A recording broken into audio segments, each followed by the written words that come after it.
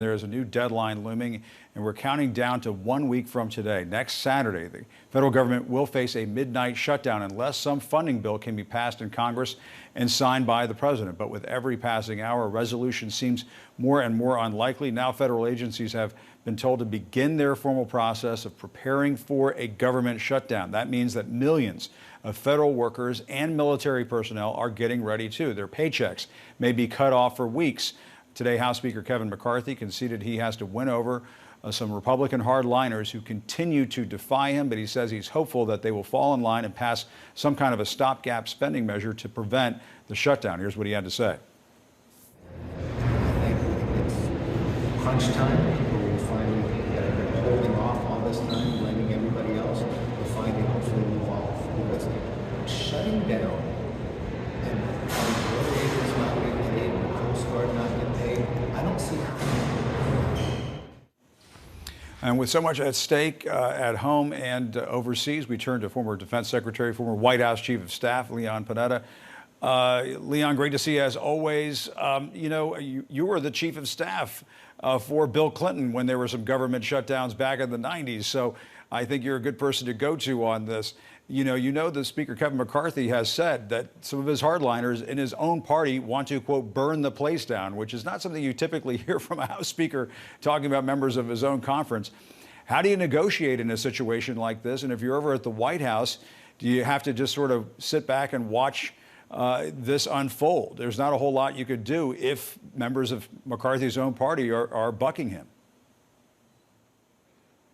No, listen, the ball is in Speaker McCarthy and the Republicans' lap right now to decide what happens. And what they have to be careful of is making exactly the same mistake that Newt Gingrich made when he was Speaker and Bill Clinton was president. Gingrich continued to try to get his way, refused to negotiate and compromise on a budget issue with the president, and ultimately shut the government down for about 5 days in November. They thought they could work something out, didn't happen, and then they shut it down again in December for 21 days. And the result of that was that the Republicans were blamed for the shutdown.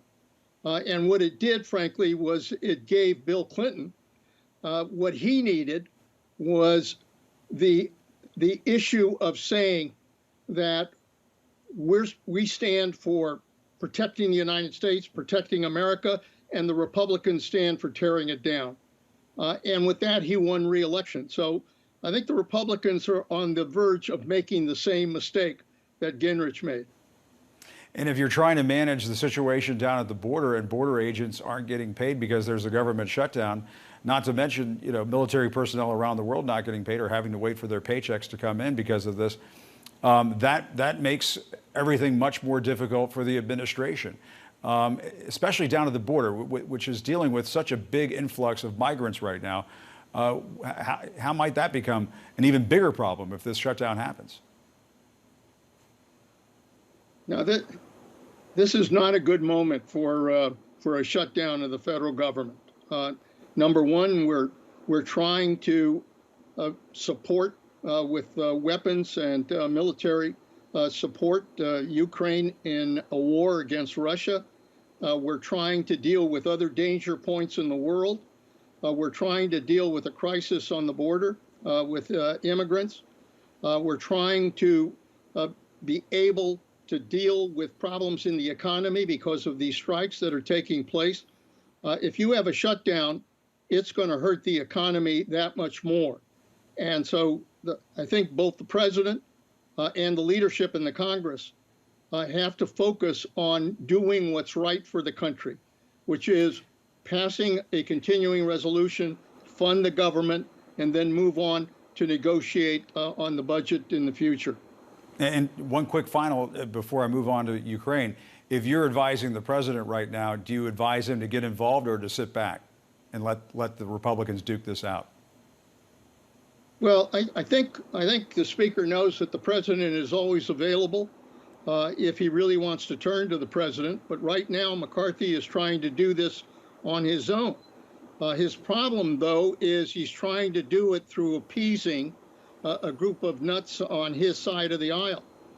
And, you know, my experience is that when speakers, or any leaders for that matter, start appeasing their enemies in one way or another, they weaken their own position and make it even tougher to be able to find a solution. So I think he's in a tight spot right now, and I'm not sure he's going to be able to find a way out.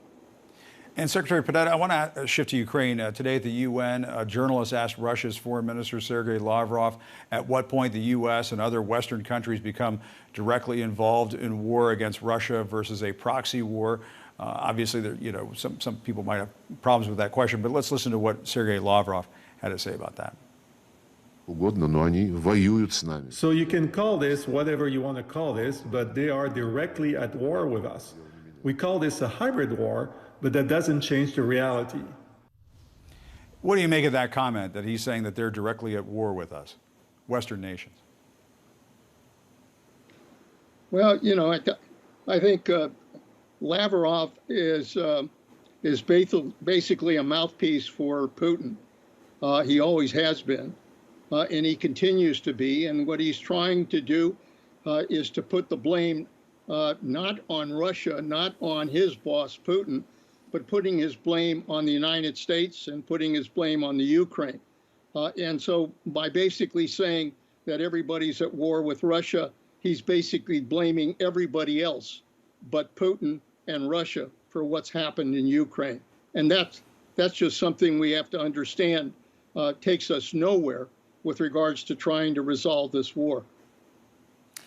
And, Mr. Secretary, I had to get your take on what's going on with these military nominations. This week, the Senate voted to approve 3 military nominations in the face of Senator Tommy Tuberville's continued blockade, including the new head of the Joint Chiefs of Staff. But as you know, more than 300 nominations are still in limbo. You know, we asked General Wesley Clark a week ago about this, and he was saying it was time for somebody somewhere to start playing hardball with Senator Tommy Tuberville. What is your sense as to how you get through this logjam and how this can be overcome? Or does everybody just have to, I guess, placate Tuberville while he, you know, backs himself into a corner on this? Well, he's already backed himself into a corner. Mitch McConnell doesn't support what he's doing. Most of the Republicans don't support what he's doing. The Democrats certainly don't support what he's doing. But he's kind of, you know, like we see a lot in the Congress these days, are individuals that kind of do their own thing and to hell with the country. And what he's doing is shameful. He's really hurting the military and our ability to have a command structure in the military. So, yeah, I think it is time to get tough with this guy. I think Chuck Schumer did the right thing to try to push through at least the approval of the chiefs. In addition to that, you know, I think a clear signal needs to be sent to this guy that the longer he continues, the more defense money he's going to lose for his home state as a result of what he's doing, period. All right. And does it shock you at all to this day? I mean, that a senator can have this kind of power. I mean, one senator can hold up all of these nominations. I just have to think, if you're the family members of some of these senior military officers waiting to move somewhere, and that's all being held up, one senator can do that. Isn't that a little strange? Well, we're seeing a lot of that in Washington these days as individuals play their own game and forget about the country and forget about the importance of the nation. And I think this is just another example of irresponsible leadership. All right. Secretary Leon Panetta, always appreciate your time. Thanks very much. Good to be with you, Jim. All right, good to be with you.